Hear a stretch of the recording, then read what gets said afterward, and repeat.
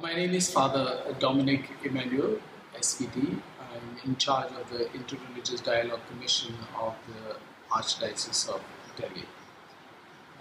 Basically, when we talk about torture, I feel and I think the Church would believe that torture basically begins by, first of all, injustices that are heaped on people, which then ultimately leads to torture, both physical and mental.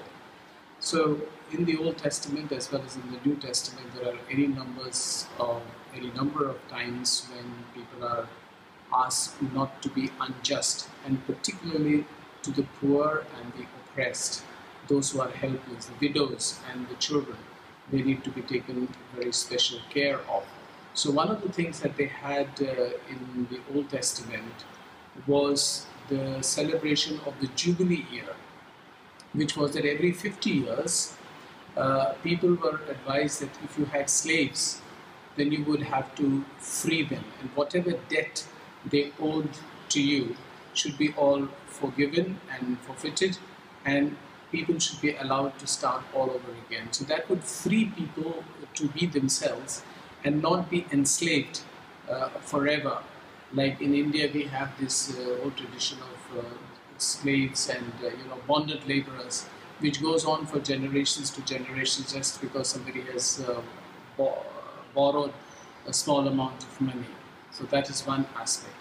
Secondly, though the scriptures don't directly speak about don't torture and things like that, because nobody expected that to happen, but certainly the teachings of Jesus about do ye to others as you would like them to do to yourself is a very fundamental Catholic or Christian religious teaching.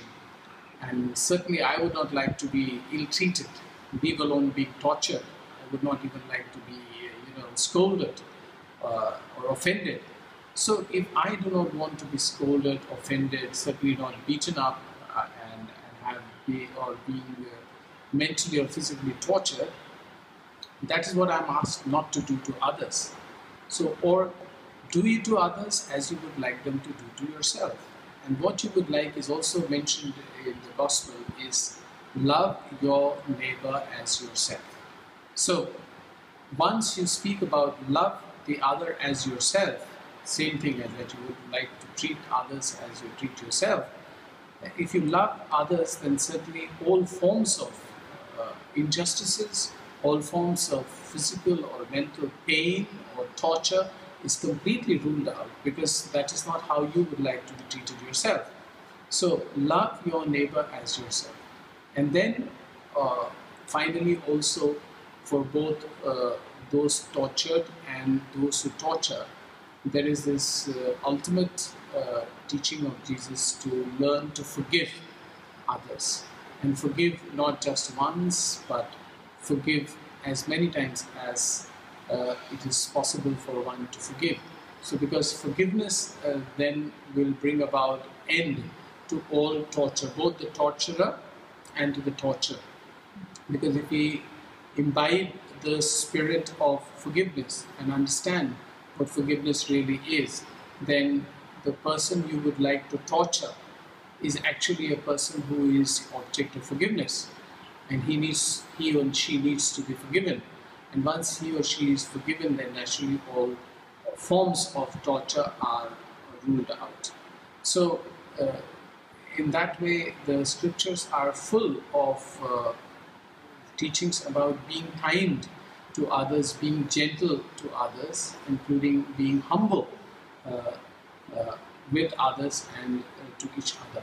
So I think that would more or less sum up what the teachings from Christianity would be with regard to torture. Because I would say that torture is still a negative term, though it is a reality. It happens all the time. Whereas Scripture asks you or suggests you to be more positive, to love, to forgive, and to be living together in